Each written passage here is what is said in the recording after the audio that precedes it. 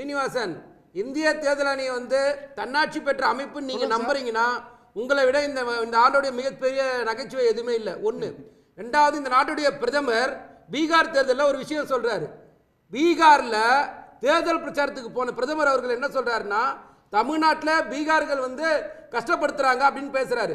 அப்ப அவர் பேசுற அந்த வார்த்தைக்கோ இன்னைக்கு எஸ்ஐஆர் என்றப்பட்ட இந்த 13வது விஷயத்துக்கோ சம்பந்தமே இல்லை. நீங்க நம்பினீங்கன்னா அதுக்கு நாங்க பொறுப்பாக முடியாது.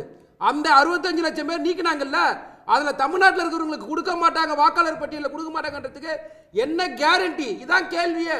அந்த கேள்விக்கு பதில் சொல்லுங்க. அப்ப பிரதமர் பேசுற அந்த வார்த்தைக்கும் இப்ப நடக்கிற இந்த விஷயத்துக்கு சம்பந்தமே இல்லைன்னு சொல்ல வரீங்களா? சார், இப்ப சப்ஜெக்ட் வந்து தேர்தல் ஆணையம் இந்த எஸ்ஐஆர் பத்தி தான் நான் பேசுறேன். சம்பந்தப்பட்ட சப்ஜெக்ட் தான் நம்ம பேசுறோம். நான் அதுதான் சார் பேசுறேன். நீங்க பீகார் வாக்காளர் பட்டியல்ல நீக்கப்பட்டவர்கள் தமிழகத்துல இருந்தாங்கன்னா அவங்களுக்கு இங்க ஓட்டு கொடுக்கலாம்ன்றதுதான் அவங்க சொல்லப்படுறதுடைய மறைமுக கருத்து.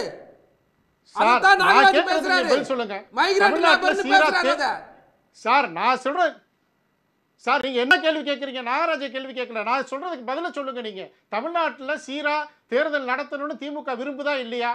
அப்ப கள்ள ஓட்டு போட்டு நீங்க தேர்தல் முறைகளை பின்பற்றக்கூடாது.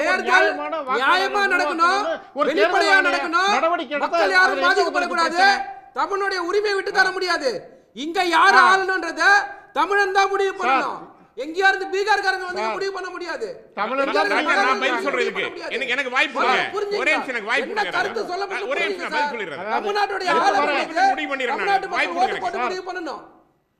சரிங்களா?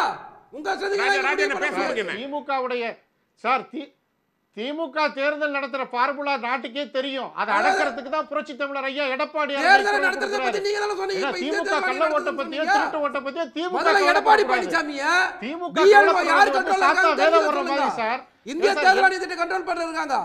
நாங்க தேர்தல் நடத்துறோம். இங்க வாங்க. நீங்க முதல்ல எடப்பாடி பழனிசாமி இந்திய அரசு கட்டுப்பட்ட ஆட்சி தானே இது? யாருக்கு கட்டுப்பட்டது? முதல்ல நீங்க தெரிஞ்சு பேசுங்க. இந்திய ஆட்சிக்கு கட்டுப்பட்ட அரசு தானே இது. இந்திய ஆட்சி கட்டுப்பட்டதா இருக்கு. ஆனா அடிமையா இல்ல. உங்கள மாதிரி கட்டுப்பாடு வேற, அடிமை வேற. நீங்க அடிமையா இருக்கீங்க. நாங்க அடிமை கொண்டு வர எல்லா புதுசையும் ஆதரிக்கிறீங்க. பிஜேபி செய்யற எல்லா அடிமையும் ஆதரிக்கிறீங்க. நாங்க அப்படியே அடிமையா இருக்கு சார். எதிர்த்து பேச சார், திமுக எதிர்த்து பேச வாய் திராணியற்று இருக்கிற திமுக சார். திமுக தான் எதிர்த்து பேசுது. திமுக தான் சட்ட போராட்டம் நடத்துது. திமுக தான் கள போராட்டம் நடத்துது.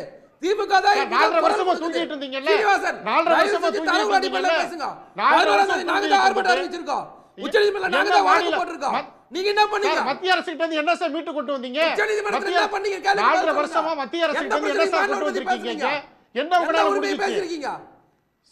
வீட்டுக்கு விலக்கு வாங்கி அறிவிக்காம நடைமுறைப்படுத்துச்சா? பிஜேபி பொய் பித்தலாட்ட சார். பித்தலாட்ட அரசியல் திமுக பண்ணுது.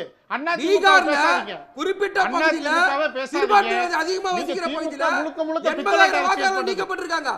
எப்படி அது நடந்தது? தமிழ்நாட்டுல அது நடக்காதுன்னு உங்களால சொல்ல முடியுமா? சரி, பீகார் கேள்வி கேக்குறோம். சரி, இந்த கேள்விக்கு பதில் சொல்ல முடியும் சார், சொல்ல முடியும். திமுகவுடைய சார், திமுகவுடைய தில்லுமுள்ளுகள் இந்த தேர்தலில் எடுபடாது சார். செயல்பட மாட்டேன்னு சொல்றோம். திமுக உங்களை மாதிரி அடிமையா அங்க இருக்க முடியாது சார்.